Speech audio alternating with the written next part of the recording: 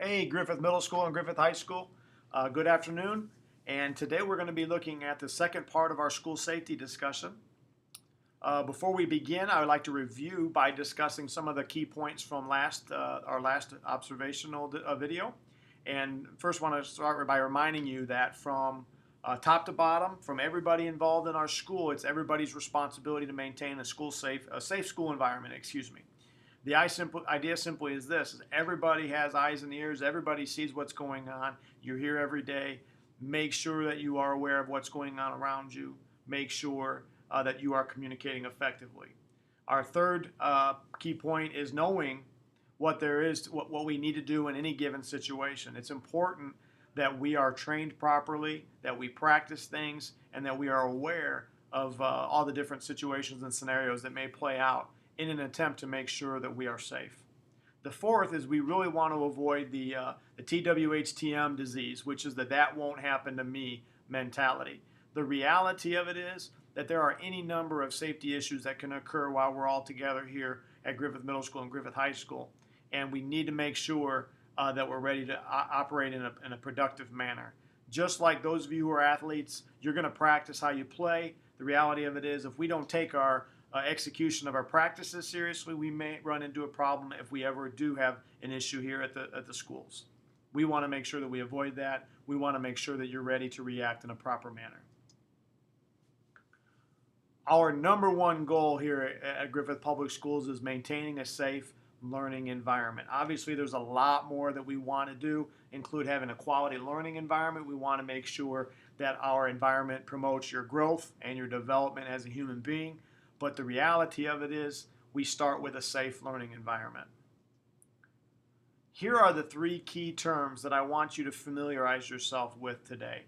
My goal is by the end of this video, we are able to understand what these vocabulary words mean, how they relate to you, and when it's important to know how to react in a positive manner when one of these things occurs. So the first thing that we want to talk about is blocked access. Blocked access can occur when there's a specific reason why it is no longer safe to use the predetermined route to exit the building. So when you do a fire drill, you're in a situation where you know that if you're in a specific teacher's room, that you know you're supposed to follow a very specific route out the door and again to a safe location outside of the building.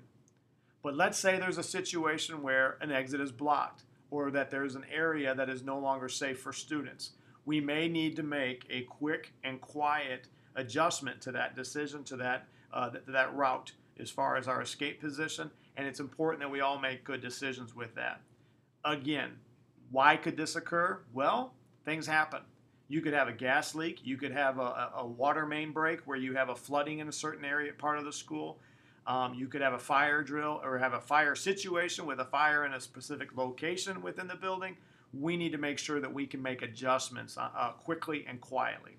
So here are the three components that we're looking for. Number one, we already mentioned, move quickly and quietly with your teacher. Number two, scan for blocked access situations. We don't want you going out a route that's not safe. And then three, if there is an issue with that specific situation, we want you to reroute as quickly and as quietly as you can in the safest manner possible. Again, you're going to be working together with your teachers, but it's part of your responsibility too to take notice when something doesn't look right, when something might not be safe, and then make the appropriate adjustment with your classmates and with your teacher. The second is a protocol that we're going to start working on here at Griffith, and it's called the room clear. A room clear might be necessary under a lot of circumstances. Can you think of any? What if you had a situation where you had a fight in a classroom, or you had a student or a teacher pass out in a classroom, or somebody had a seizure or an asthma attack in a classroom? It may be necessary to evacuate a room quickly, and we need to be able to do just that in a safe manner. So the rules are very, very similar to our blocked access situation. Number one, here at Griffith, we are going to move quickly and quietly. If somebody in your room, whether it is a teacher or an administrator, calls out room clear, silently you are to move quickly and quietly. You evacuate your room, and you will relocate yourself to the nearest safe room, which is basically the room that is across the hall from you. You will knock on that door, you will gain access to that room, and then you will remain in that room until an all clear is given. So, to remind you very quickly, a teacher calls room clear or an administrator walks in the door and calls a room clear. Quickly and silently, you stand up, you move, you relocate yourself across the hall to the opposite room, you stay in that room until the all clear is given.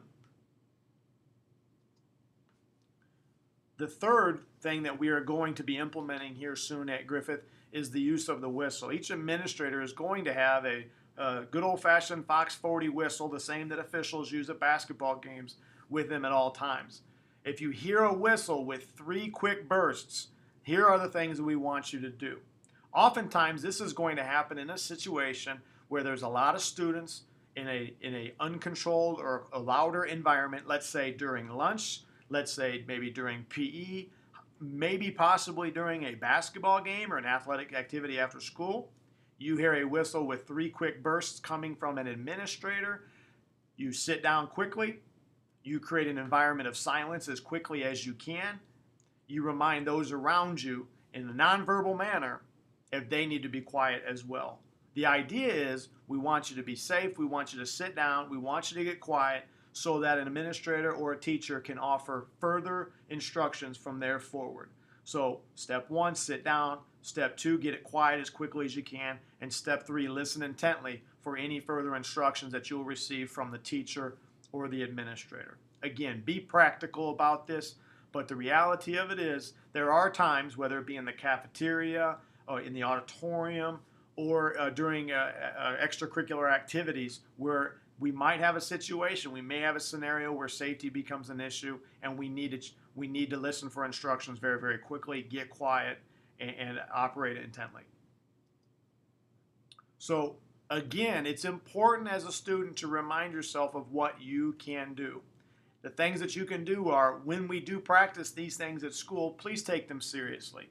You don't need to get concerned about it. You don't need to be worried. It's simply the more that we practice, the better off we are in terms of acting in an appropriate manner if situations were ever to occur.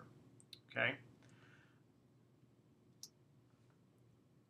Make sure that you are aware of what's going on around you. You have a good set of eyes. You've been here now for a while, and you are comfortable with your environment. You know when something is not right. Scan for dangerous situations. Make a staff member aware, and make your adjustments accordingly. And again, just to reemphasize, if you see something that doesn't look right, make sure you let an administrator know. Make sure you know let your teachers know, so that we can make sure that the environment is safe and that we can keep doing the right thing every single day. Again, in conclusion, I simply want to remind you, teachers, take a moment to talk to the students about under what circumstances a blocked access situation might occur. And again, I know a lot of people worry about like an active shooter situation, but the reality of it is there are a handful of reasons why we might have a blocked access situation. Again, a gas leak may come up. There could be a limited fire in a specific area. There might be somebody in the building that we might be concerned about. Usually that would end in a lockdown, but that's another discussion. The room clear, obviously, under certain circumstances, is the best methodology to develop a safe environment for somebody that is having a difficult time, difficult situation. Again, if you hear a teacher call room clear loud and clear, or an administrator walk into your room and say room clear, quickly and quietly evacuate the room. Make sure that you move exactly across the hall or adjacent across the hall, and then you will remain there until the room has been cleared and you've been told to return. The third is the whistle. You hear an administrator with 3 quick, sharp bursts with a whistle. That means to sit down as quickly as you can, to get quiet as quickly as you can, and listen for instructions. Now, if you are in a hallway, is it logical to sit down? Probably not, but you can get quiet. You can turn to the direction where you hear the voice, and you can listen for further instruction.